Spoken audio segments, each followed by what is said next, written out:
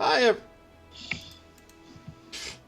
Should have actually put this live. Hi, everyone. False start. My name is Brian Francis. I am a contributing editor at Gamasutra.com. And if you can see this and hear this, you are here watching as we play First Strike Final Hour. In the bottom left-hand corner of your screen, you can see that I am joined by two wonderful faces. Alex, would you please introduce yourself? Hi, I am Gamasutra editor Alex Waro, and today we are joined by a very special guest, my friend. Who are you, and where do you come from? My name is Jeremy Spillman. I'm the game designer from Blindflug Studios, and I'm from Switzerland. Nice. So First Strike Final Hour is a nuclear RTS that was first launched on mobile devices back in 2014. That's right, Jeremy? Yeah, that's right. It's kind of was the foundation of our studio as well. Our studio was kind of founded with First Strike. Yeah. So it being released on Steam now is like very special to us. Yeah, and yeah, just as he mentioned, the game is now out on Steam. Sorry,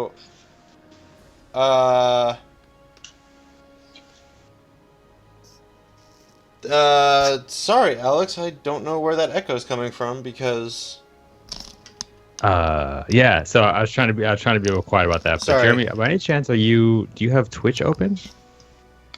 I do have Twitch open, but there's no audio here, so that shouldn't be it. I mean, I am a bit echoey because of the room that I'm in.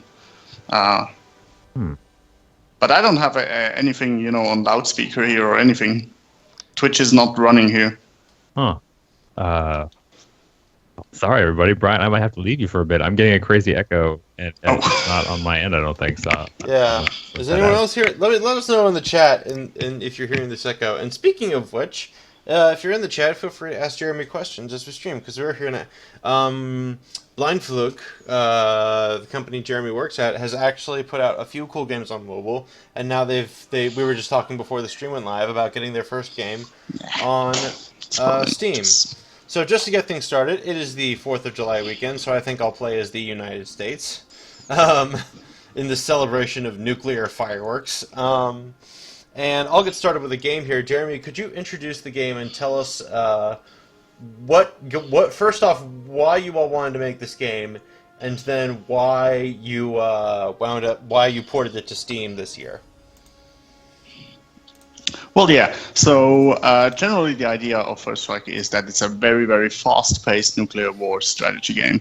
It's a real-time strategy game where your only resource is basically time. So you have nations that belong to a superpower, and you can give them commands. So you can tell them to either expand, to build up your arsenal, stuff like that. And all of this takes time, and during that time, they are vulnerable and can be shot down. And we really wanted to make a game that is really fast, playable, like 20 to 30 minutes until it's finished, basically. That seems a little unconventional for mobile, because on mobile it's supposed to be like, what, a 2-minute interaction? But you made a 30-minute interaction. Yeah, well, the thing is, it was in 2013, and it was first on iPad. So the idea was to make something that, you still sit down and you have a playthrough, but it doesn't take as long as, a round of StarCraft where you're playing for 2 hours maybe. Mm-hmm. Gotcha. And so what made you want to port it to Steam this year?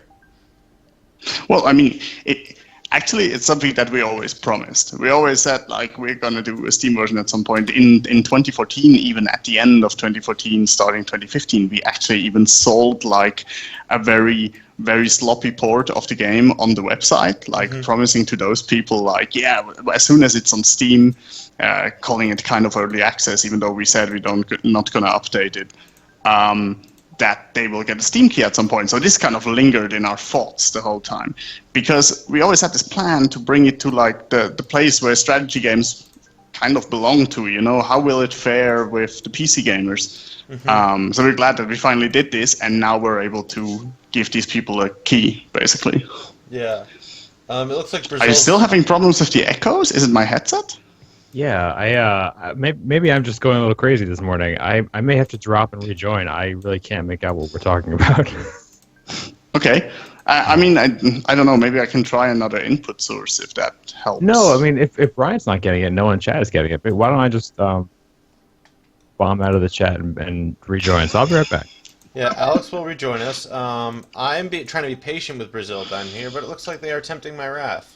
So, nope. Okay, well, wrath. They can tempt me all they want because I expanded a little quickly without getting... oh, there we go. There we go. Unfortunately, my laptop hasn't connected to the Twitch yet, so I have no idea what you're doing. You need to feed me in what exactly you're doing if you're having a gameplay question. But I guess, I mean... No gameplay. No gameplay questions. I'm doing quite lovely. I'm just trying to fend off all these attacks from many sides. Shoot. Man, Western Europe, you were not this aggressive last time around.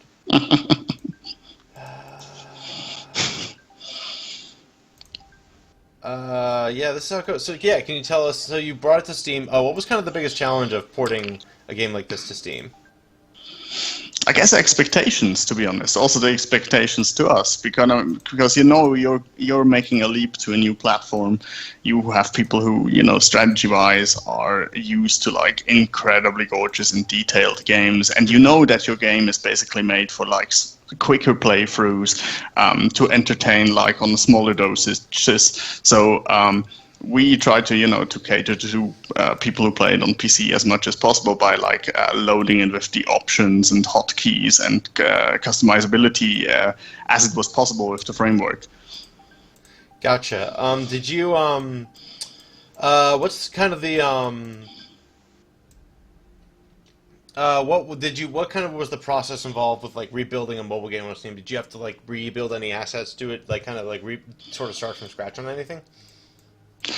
Not that much, to be honest. I mean, thanks for that we were working in Unity.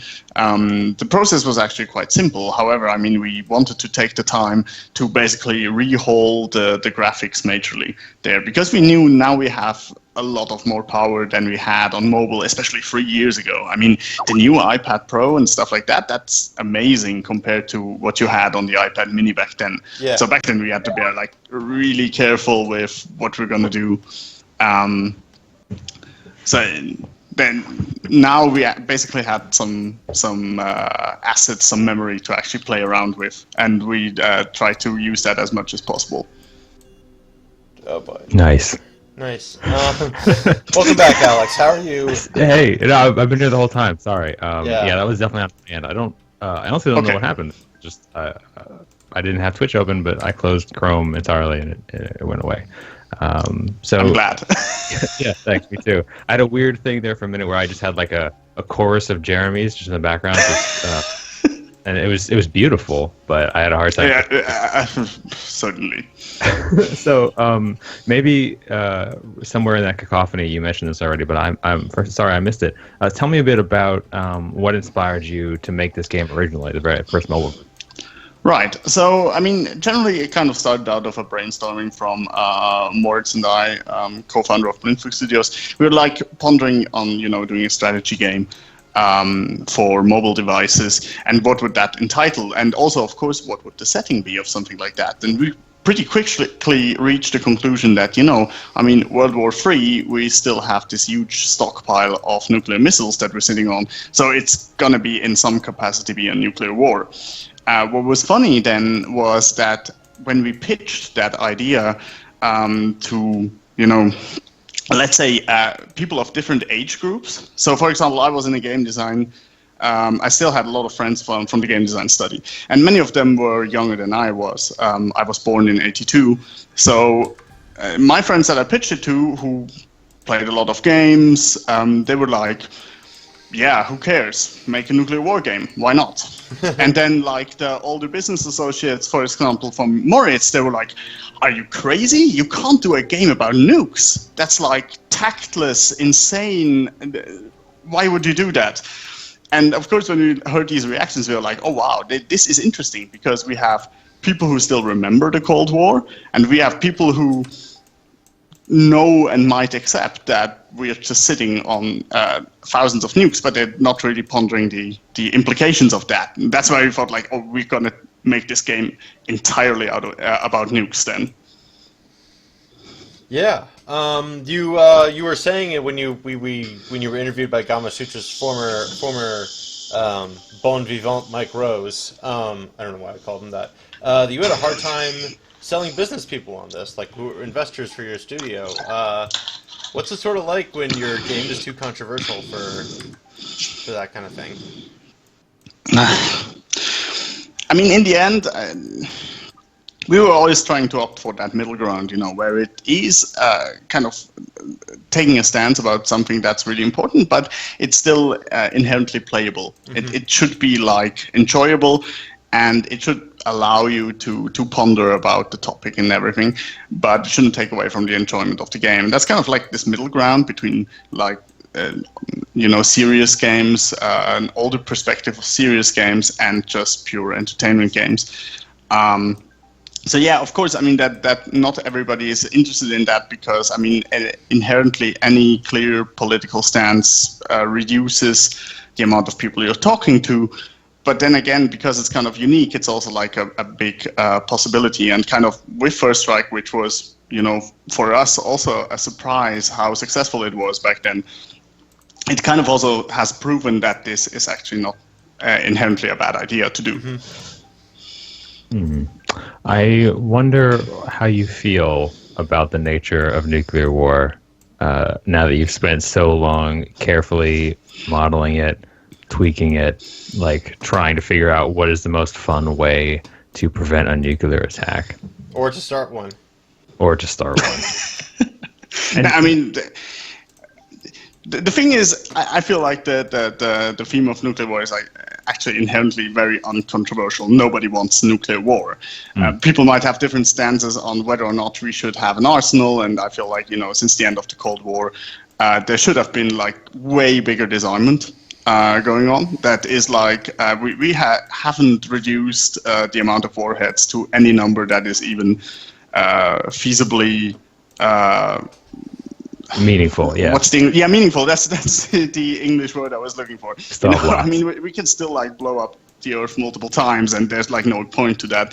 So there's that, of course. But I feel like the very interesting part was more like that people aren't aware of it anymore. Whereas I wasn't aware that people who actually lived through the Cold War in some capacity still knew that fear that the world could just end from one day to the other. Yeah, it must have been like you clearly did some homework while putting this together, and I wonder like what takeaways did you get as a human being from designing a game that revolves so much around balancing the threat of nuclear obliteration? Like I guess like in a very broad term, asking like, did you learn? Did making this game change the way you view nuclear arms treaties and nuclear like agreements in the world? Do you think there's a different way we should be doing it? No, I don't think so, to be honest. It didn't really change my viewpoint in that. Yeah. What I didn't know is like that I, for example, wasn't aware of all the crazy weapons technology that was like developed during the Cold War. I mean, that has been like an incredibly fascinating chest to open up and analyze, since World War II. What has been part of, in some capacity of arms development, also to get around certain treaties. I mean, we tried to with a bit of cynicism, put that in, the whole super weapon system of the game. So basically, I mean, at the end of your tech tree in the game, you will get access to like 2 of your super weapons, which are all kind of influenced by some kind of weapons technology or some political stance that one of the superpowers who you are playing in the game had. Mm-hmm. And it's kind of insane to think that something as immense as a Tsar bomb, for example, was actually developed at some point and tested, because people were like, no, we need something that has 5,000 times the explosive power of a Hiroshima bomb. Clearly, that is something we need. I mean, just thinking about this, ludicrous.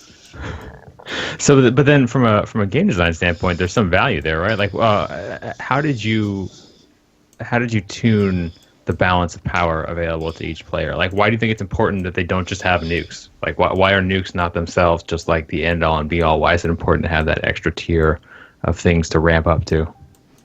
Well, I mean, I guess in games you want to have something, you know, that you can build towards also during a play session, even if it's a small one, right? And I mean, in the end, hopefully you are kind of, you know, pondering about what the hell did I just build there? What was that?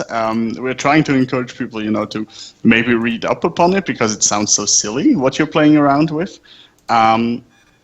But I mean, design-wise, like I said, one of our key points was always like, we don't want to spoon feed anything. We want people to basically just have fun and then just ponder at the end where they can see, like, you know, the Earth that they basically destroyed and charred and all the explosions that happened. And, you know, it's a very similar approach to, you know, the movie War Games, which was one of the biggest inspirations, as in the movie is very enjoyable, even if you don't care at all about the balance of power or nuclear superpowers.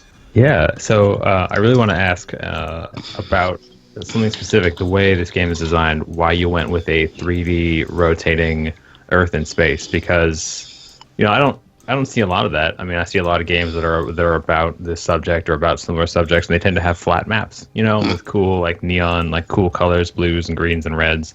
And this view, it makes me feel like the whole conflict is silly, because every time you rotate the camera, you can see all of that endless space out beyond Earth, and Earth seems so small. And I wanted to sort of know if that was intentional or not, and why you went with this, like, 3D view. Oh, very much. I mean, if you're doing a game about nukes, one of the first comparisons is DEF CON, right? And I feel like DEF CON did what it did very, very well. I mean, of course, it was an inspiration, but you had that, you know, feeling of you don't know what you are. You might be some general in a bunker, placing, you know, the steps for everything, but then everything just kind of plays out, and you don't feel the impact or anything. And design-wise, one of the things that we wanted to do is kind of that the main character of the game is kind of the Earth, right? You are greeted with this kind of nice, very nice look of this fragile rock in space that looks kind of beautiful and everything. And then through, you know, the crescendo of missiles, everything kind of gets destroyed, and in the end it's black and charred. And if we would rebuild it, we would actually put that even more to the point that it kind of cracks open, and you can see that there's, like, probably no life happening anymore. Yeah. And that's why, you know, zooming out of all of this, and then you see all these tiny missiles just shooting around, and so, but basically it's just, you know, you're destroying something that's quite beautiful floating around in space, and whatever the reason was, it was kind of silly to begin with.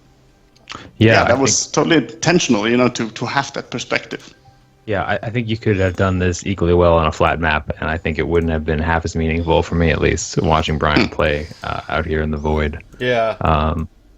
God, Brian, how you doing? This game is really this one's going hard. This is not an easy one because I still don't see it, so I have no idea what you're doing. Brian's doing really well. No missiles are going anywhere. Yeah, everyone's in peace. I think everyone kind of. I can see a maypole. I think everyone kind of like hit each other, so like threw everything they had at each other there for a bit. Chicago's gone, so it's a Michael Bay movie right now. Yeah. Well. So like I was talking, Jeremy, before we were saying before the stream started, this one, a lot of people really grokked to this game on our YouTube channel, and then also started to kind of talking about like why people would go to nuclear war. How has the player reaction been, I guess, kind of at your end, because you only just found out about our little fandom on the Gamasutra First Strike fandom recently. How has the response been that, like, you were also saying that, like, people flocked to this game on Steam as soon as they heard it was available? Yeah, I mean, it's interesting because, I mean, basically, we're pretty sure, you know, analytic-wise, and also kind of, you know, having a look how many people actually reach the true ending of First Strike and all that kind of stuff. We feel like there's basically, I would say about 85 to 90% of all players just love shooting rockets around. And that's cool. I feel like if you look at the spectrum of critics, of course, there's a lot of people who are a bit older, who might have grown up with war games, who recognize the references in the game, and like instantly were like, yeah, oh yes, I remember that theme, I remember that movie. Oh, that is really cool. You're basically doing like the simulation thing, fast simulation of nuclear war, like instantly replayable, kind of like the AI did in war games. Oh, that's amazing. So it is kind of layered. Of course, there's people who appreciate it on kind of on a political meaningful level, but we're really sure that a lot of people just love it also for gameplay, just blowing stuff up. And I guess, I mean, that is very intentional, and I would love it if, there's some kid, 13-year-old, playing First Strike now, just loving the gameplay, and 10 years later just being like, hey, I just want to shoot you a mail because I feel like, thanks to the game, I was like really curious about nuclear weaponry.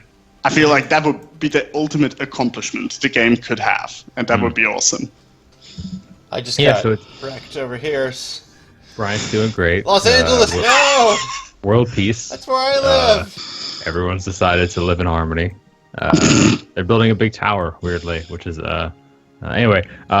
So Jeremy, it sounds like you haven't had too many concerns with discoverability now that you've launched on Steam. I kind of want to dig into that. Were you worried at all? Given yes, how much stuff comes out? Yeah.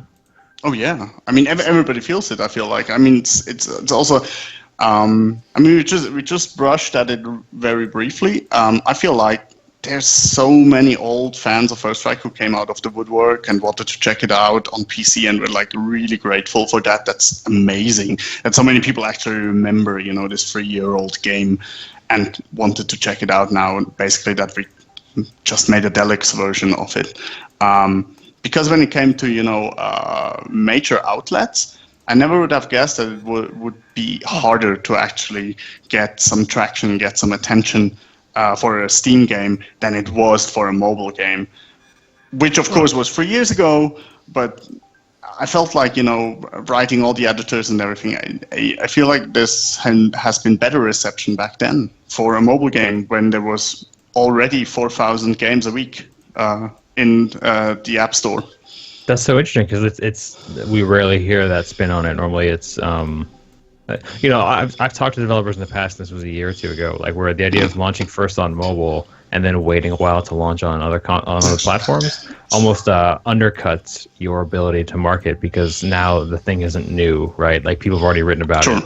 And that could be a point. I mean, in the end, it's always kind of a bubble, right? You have no idea how differently it would have been received. It would have been a simultaneous launch in 2017 or a simultaneous launch in 2014. We don't know. I mean, we're basically, I guess every developer is trying to figure stuff out, trying to, have a stab at it, and then trying to analyze the results, even though you don't really have any clear comparison. So what worked out best for you? I think developers are trying to sort out each for themselves what is going to be their ideal path to staying in development, indie or otherwise. So I wonder, like, did you go to YouTube or did you send an email to all the old people who bought the original and said, hey, check it out on Steam now, or did you pay for an ad? Like, what worked best for you, do you think, in trying to get your community together around the Steam release? I mean, we basically did everything. That's kind of the thing. I mean, we worked with marketing agencies to get press releases out, but we also, emailed all the editors personally from, the iPhone days. People already wrote about it, but then we also, tried to write new emails to specifically targeted people at PC gaming outlets. We were also, through our newsletters and everything. I mean, we have that thing that you can unlock Kazakhstan in the game if you sign up for the newsletter. We're not even checking if it's a real email or not. I mean, we're basically trusting the people to either, just want to unlock it or they're really interested in the game. But this kind of built up a database of a lot of email addresses that we could inform, hey, we will launch the deluxe version of First Strike called Final Hour on Steam. So check it out if you want to. We were working with, I guess, I mean, one of the things that was really surprising that worked well, but that we even were aware of, is that a few months before the launch, when we were kind of trying to do the strategy and everything, we actually found out that there's a Chinese forum about the game who has several hundred active users talking about First Strike years after the game's launch. So there was like this small sub-forum that we weren't on Baidu that we weren't even aware of exists, full of fans of our game. And we kind of also did, like, for the first time, translation in Chinese there, and people were like ecstatic. They were so happy for all of that, and it was amazing to hear this reaction and everything. So we specifically hired somebody who speaks Chinese and could, like, get in contact with people and so we can actually talk to them. So to finish it off, my main thing would be, I guess, what we weren't really good with before, but that's something that we felt like is probably the most important thing, is your own community. Whether you get it on Steam or on your own website, or however you want to reach them. But when you see websites falling off and influencers struggling and everything, what stays is people who already know you and who like you and who are really your most valuable thing. And that's something you have to be aware of, I guess. Yeah, I think you're right. While you were poking around in Baidu, did you see any other small forums, Chinese language forums for games that should maybe look towards China? Like, I guess... No, we didn't really check for that. I have no idea, but there could be. I mean, the thing is, I think they even had some nicknames for the specific weapons to not get spotted too much at censorship, which we found very interesting. So, like, the Iron Dome defense system from Israel is called the Donut in this forum. Yeah, that's something we haven't touched on recently, but definitely for the last couple of years, we've seen more and more devs kind of wake to the potential of China and the, like, deep passion for games that the Chinese audience has, and that is often manifests in ways that are tricky to really track or really understand if you're just if you don't go there or get somebody who knows China well. Brian, have you unlocked Kazakhstan? No, I unlocked Brazil, and I unlocked a super big nuke that I'm going to try and use against someone here. I noticed North Korea already gave up because you've been so peaceful. They just said, like, well, we're going to be peaceful too. So I haven't had a chance to really dig into the mechanics and the flow of this game yet. Brian, tell me how does a match work? Like, I see you just clicking.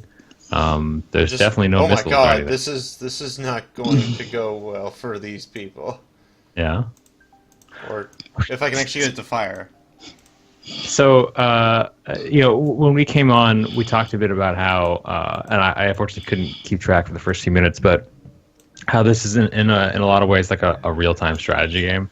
And I kind of wanted to pick your brain, Jeremy. By the way, you can, just real quick, you can select 3 targets for that nuke. Yeah. And then you have to click the third one of them again to confirm it. I think I fired it. Oh, they defended sorry, it. then I'm Okay. behind. Okay, I'm going to shut up now and leave you to your questions. Yeah. Sorry. No, it's good. I mean, that's playing games and doing an interview is hard, so I'm sure Brian doesn't mind. Oh yeah, no, it's hard over here. I do not mind the feedback. So what's hard about it, Brian? Like, that's what I'm trying to get at. Like, because I watch you play along with the rest of the audience, and it looks pretty and it looks striking. Yeah. Definitely no missiles, but like, what is tricky about the moment to moment and the way the mechanics intermesh? It's a globe, so you're sort of like trying to keep an eye on. I think what I'm. Oops, no, that's gonna nuke my ally. I think what I'm most struck by is how the globe like reshapes your ability to keep track of things, and because you're trying to remember like where you left your cruise missiles, if you will, like the things you can defend from attacks. And so there's kind of a flow of like making sure you're building up enough attack stuff, and then making sure you're building up enough defense stuff, all the while kind of going like, like this is kind of a serious deal. Like I think, New York is okay. New York looks okay. That's where my head is kind of like that's where the fast pace of it comes in right now, I think. So you're trapped on Earth, right? Yes. Which has a very specific look. and a very specific layout. Jeremy, I want to know, how did you balance this game around a map that you couldn't really control or edit? Well, I mean, that was one of the really tricky parts, I guess. I mean, as soon as you're playing with a real-world map, there's so many like political implications when you try to segment it into tiny pieces. Yeah. Mm-hmm. You know, in hindsight, I feel like we might have segmented it too much. There's like 100 nations in 110 on the whole globe. But even there was already like the thing that, I mean, if in Africa, we basically mashed up together countries who might have been at war with each other for decades. So that's like everything we had to like be very, very careful. And there's setbacks. For example, there's still the thing that people sometimes feel like the game doesn't end. And most of the times it's one of the really tiny countries that you can't really see, and everything's like black and charred, and you can't see that it still has a color of an enemy nation. So for example, Israel. However, we had no chance to make Israel bigger. I mean, for political reasons, that would have been like the total no-go to put anything neighboring Israel to, you know, the nation of Israel there. Yeah. So that was tough. When it came to, you know, then selecting the different superpowers, that was perfect because we wanted it to be imbalanced, right? We wanted to be the US kind of this easy mode where you already have tech, you have like a lot of land mass, you are sheltered because there's not much going on the continent. Compared to North Korea, where you basically don't stand a chance, especially in hardcore mode against 10 AI enemies. You basically have China there, you have you have China there, you have Russia there, then you have India there, you have Kazakhstan nearby. So that is like, in Asia, there's like this big mess going on, and you're like the tiniest country ever there. Yeah, I can see that. I actually was going to kind of building on the question, you can't change the geography. I noticed like India and Pakistan are in an alliance, and that is obviously not quite how the diplomatic status of those countries is. No. No, and that was something that we during playtests. I mean, we didn't want to leave either out. You didn't want to leave India or Pakistan out because they're both of course, nuclear superpowers. However, we had like two choices. We either merged them together, which is like totally wrong, or we left them as enemies, which meant they annihilated each other at the beginning of the game, like right away. Yeah. Which maybe might have been the more interesting option in hindsight, but back then we had to make a call, and we said like, no, that is silly. We're gonna merge them together to one superpower. And we've gotten flack for that, and I think like, yeah, that's right. Do your players during playtesting and during this game's life have your players ever sort of expressed like a sense of identity? You know, they want to play their home country and defend it, and then frustration at how that translates mechanically? Not really, because I guess the countries that we got the most feedback from, that people are very nationalistic, let's put it that way, are also kind of the most powerful on our map. Yeah. So we don't have many North Korean players complaining about North Korea being not powerful enough, to be honest. We have more Americans and Russians being like very proud of the fact that they are awesome. And awesome being like... America and weird Russia. Phrasing here. Yeah, Awesome we're talking again. about 4th of July, right? Yeah. It's like I said, America nuclear fireworks. This is a very 4th of July activity. Oh, trust me, the Swiss have also a lot of fireworks. We blow up millions during our National Day. That doesn't look good. Oh, Western Europe is firing that good. I just keep watching, Brian. Is that an asteroid or the moon that keeps circling around you? It's a moon. Oh. The moon. I Specifically. kept hoping it was like an asteroid that would just crash into the Earth and end it all. But I guess that'd be another There is an asteroid, but it only comes in after about 20 minutes, and it doesn't really hit the Earth, but it scraps by really closely. Oh. How do you? Maybe you could share some design thoughts on that. How do you like make sure that the play How do you balance readability against gameplay? I guess. And I mean it's tough, to be honest, especially if you have like a lot of nations. I mean, I kind of struggled with, finding a color scheme of 11, superpowers that kind of are distinguishable against each other, but not it being like a too colorful mess. And I feel like it is a bit of a colorful mess. So, and then there was the thing like, I mean, on one hand, we wanted the Earth to get really destroyed during this course, but we kind of had to do this, this raster overlay of red lines to clearly indicate to people, hey, these are destroyed nations that are not active right now. Because if they're only black and charred, it is not readable enough. That's exactly one of these things. So, Brian, as you begin to wrap up your nuclear conquest, I have not begun to wrap it up. The war just how do goes you on. Like, you have to wipe everyone else out. So last night it was funny. I was playing and I had made an ally with Western Europe, and I was like, "Oh, good, we won, right? Like our alliance won." And the game was just still rolling, and I was like, "What do we do?" Like no missiles were firing, and I was just kind of like, "Sorry." And I went to I unchecked the alliance. I notified them at least, and then just unloaded all my nukes. Wait, so there was peace, and you just shot the missiles because the game wasn't over? Yeah, you just walked away. You just been like, as soon as there's several nations who have shown the capacity and willingness to use nukes, I doubt there will ever be peace. Whoa, that's I hadn't really thought about that.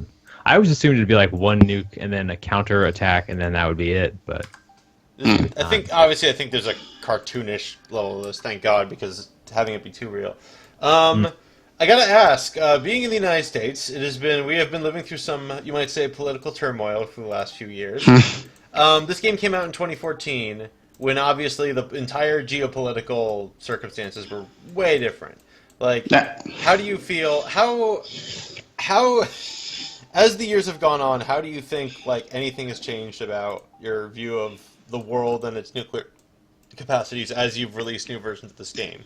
Also, see, there's peace. To be honest, I feel like more the view of the nuclear capacity and everything from the Americans changed. Mm-hmm. We can't really tell it that accurately, but I feel like there's the American players are way less giddy to get into this game now in 2017 as they were in 2014.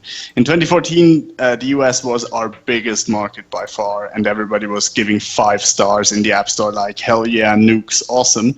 And now it's China, for example, and it is Russia is still strong, I guess. I mean, they're more cynically about the whole thing, but I feel like the reception is a bit more lukewarm in the US now in 2017, and I feel like that's a good thing, because I feel like it might be on people's minds, and that's nice. Wow, so that's such a weird thing. The idea that people not being interested in buying your game would be a good thing for the culture. Yeah. I just want to point out that Antarctica's okay. That's. I mean, wild. the question is, I mean, are they just sick of the theme, and of the topic, and that would be bad in my opinion, or are they more aware that it could actually be something that might be happening because of new presidents and all that things? So if it's that, then I feel like, okay, that's actually kind of cool, because we kind of made the game with, always in the back of our minds, trying to talk about that people have kind of forgotten that these nukes exist. So we can totally live with that, and that's actually kind of, it's nice. Australia is about to get it right now. You monster. So much for critical thinking about nukes, Yeah. So as we sort of move into the last third of the stream, I kind of want to make sure to spend some time talking about very specific game design and lessons learned. So I wonder if you had to be put on the spot by some jerks on a stream and you had to answer a question about what lessons you learned from developing this game, what might come to mind? Well, There's one like I feel like when it comes to designing the game, the biggest mistake I made back then was I didn't really think about the end game at all.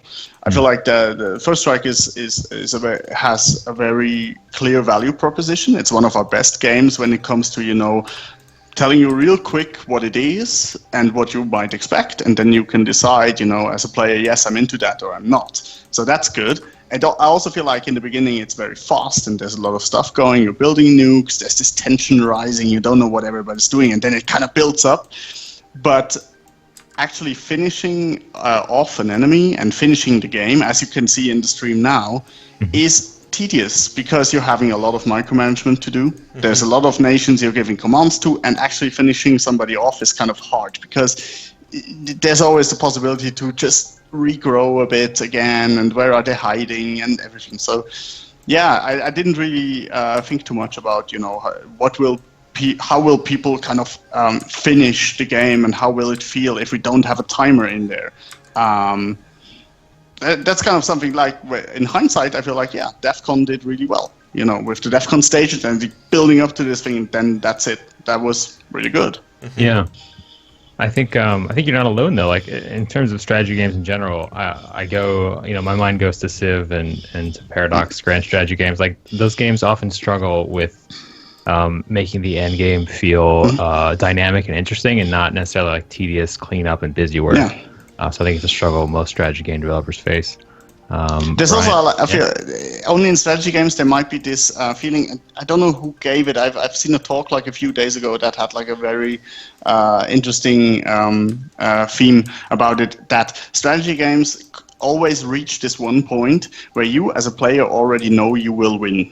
Yeah. Yeah. You know you have a lot of more power than the enemies. They will not be able to stop you. You will be winning no matter what the AI or the other ones do, but you still have to play to the end, which is kind of pointless. And First Strike has a lot of that, to be honest. You might call it the GG point, where where you don't have a human player just leaving and being like, yeah it's fine, I'm done. Good game. just turning the chessboard over, like, you win. Brian, how do you plan to wrap up your endgame here? Are you just like cleaning up your opposition? Trying to get this. This is weird. This attack's not firing. That's a saboteur. They've turned against you as a mutiny. There we go. There go those nukes. But hang on, I'm gonna fire off these little babies here, and sorry, Japan. All right. Well, then I want to know, Jeremy, as we watch Bryant just do. It's kind of like there's a mindlessness to this. Like after a certain point, you're just like, like the mindlessness is like scary of how like you try to just like like I fire weapons from here, I fire weapons from here, I rebuild from here, I push this button here, and I think it's very thematically apt. In that it's like you sort of look at you sort of look at the attitude it would take to engage in this kind of conflict, and you sort of like there's kind of the there's the joke about someone proposed that the president of the United States should have to kill somebody, right? Kill somebody to actually fire off a nuke, and then someone said, "My God, he would never fire! Like he would never fire it." And you sort of like the joke there is like, you imagine from like whoever it was that said that was trying to have the point of view of like, oh look at this, like look at this beautiful like the tracking is kicking in now because I got that. You sort of look at that and go like, someone who like is thinking so deeply about tactics and viability and these other and a need to respond first. That's of course how they would think about these things, but like until you're just cannily like trying to if then your way through it, like you sort of don't get to look at that very bad mindset, if you get my drift, until you've done something like this. Like you sort of like there's some kind of weird value in trying to lose the humanity of the moment, if you will, for this game. Also, there's just there's like a weird addictive factor, because the minute to minute clicking feels pretty good. Like that's what keeps it. It's just so weird to say that about nuclear war. Yeah, it's fun to push buttons. That's what video games are. Yeah, it's fun to push buttons. Okay. I just think the president should have to point to where he's going to nuke on a map before he decides to fire. He has to like prove he knows where the country is, and then he can fire the nuke. So, Jeremy, I kind of want to like also stretch beyond First Strike, because I know Blindflug has a large catalog. Like you've worked on other games in the past, you'll work on more in the future. I want to know if you will continue with this strategy going forward, if you found it valuable to sort of go to mobile first and then a couple of years later circle back around and try to put out a bigger, fancier version on Steam. Yeah, it's a good question. I mean, it worked. Wait, is it a good strategy? I don't know. I mean, stuff goes so fast. I mean, I feel like, we're putting out a game. If you talk to, the people here, the 5 people at Blindflug, one thing we're really proud of is that since like the 3.5 years we're in existence, we've continuously have been releasing one own game every year. Like every year we made one of our own games, an own IP that we put out that we're really proud of. And I feel like we're really fast when it comes to that. But still, we can't apply much of the learnings from last year even to the launch of this year. It just changes rapidly. Yeah, I mean, our newest game, Earhart, which is a continuation of Cloud Chasers, we put in early access first. So it's Steam first, it's early access, and we've imagined it going quite differently, because the perception of what early access is, and also what the word early access means to the consumer has kind of changed. For many of them, it's not even a positive attribute anymore. Unity is not a positive attribute. Indie is not per se a positive attribute. All these things they change very rapidly. So no, we don't know, and I guess the most important thing for a smaller studio, because you have fast cycles, is to be adaptive. Right. To even till the end, look at the landscape, look at what might be the best course of action, and we're like changing courses several times during the development of a game, and I guess that's good to be flexible. Yeah, definitely, and I think something we should talk about more if you're up for it is I don't want to presume, but you mentioned that you made a point of saying you're working on your own IP at least once a year, and on your website there's a section that says "Hire Us." So I assume you supplement with contract work, right? Yeah, that's right. I mean, that wasn't the case every year. So last year we were going full indie. We were working on Earhart full time because it's our first PC game. But we were always also kind of working on on average one contract work to have a backup plan. Because that's the other thing, if I'm having a talk here in Switzerland, especially to people new to the industry, one of the things I always try to point out is don't put all your eggs in one basket.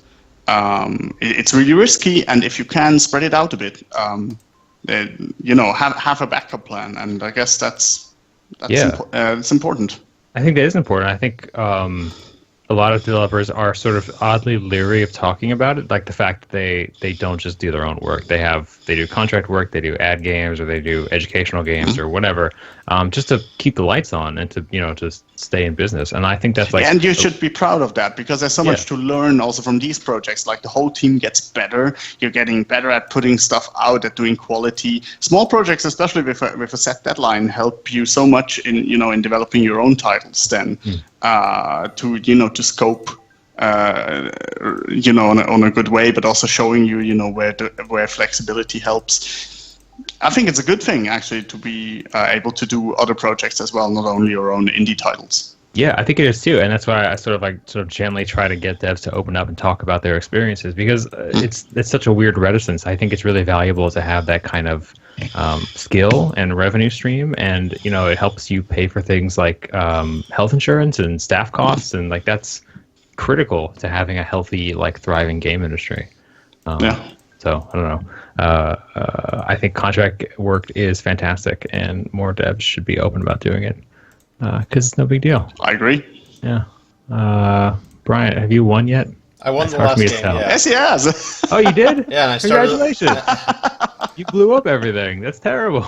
Yeah. And now and she's right back at blowing more stuff up now with Russia. Yeah. Oh, I didn't get to see it last time. It's so pretty before you blow everything up. Yeah. Oh. Isn't the world a beautiful place, Alex? Maybe really is.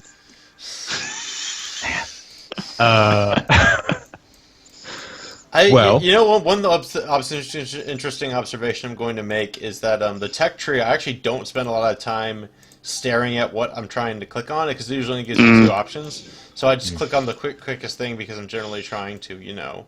And I think that's a good point. I mean, the thing is also because we have so many nations, you basically can always spare for being doing research work. And you have to max like all of the tech tree anyway. So that's another thing, you know, when you're talking about learnings from back then. The tech tree is nice, but it's not really a choice. You're gonna want to have everything, and you don't have to give up much. That's so interesting. I feel like most tech trees are the exact same way. Do you think it's more valuable to have a tech tree where a player makes hard choices?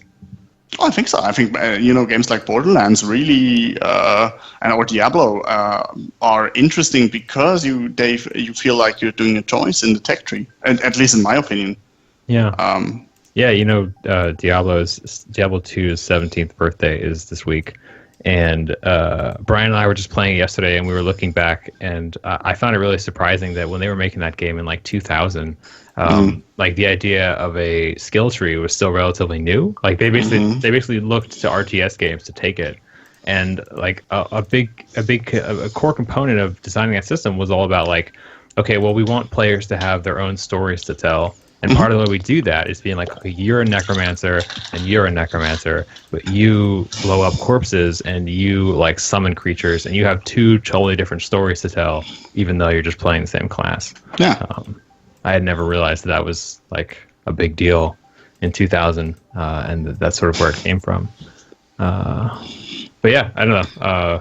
Tech trees are cool, and hard choices are cool. So Tokyo is dead. No, why did you do that?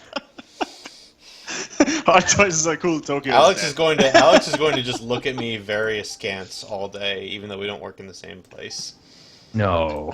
He's just gonna be like, "What? Why? Why?" I know you did it for the people. You did it for the stream. I did it for the glorious people of Russia. You're playing Russia now? Yeah, I'm playing Russia. Oh, which is, I'm automatically feeling the different. Like I'm right next to everyone, and yet for some reason a lot of them aren't attacking me. Which I'm like, that's cool. That's cool, man. We can be. Yeah. Cool. Is it possible to have a pacifist run? Yeah. Ooh, you are getting on the right track.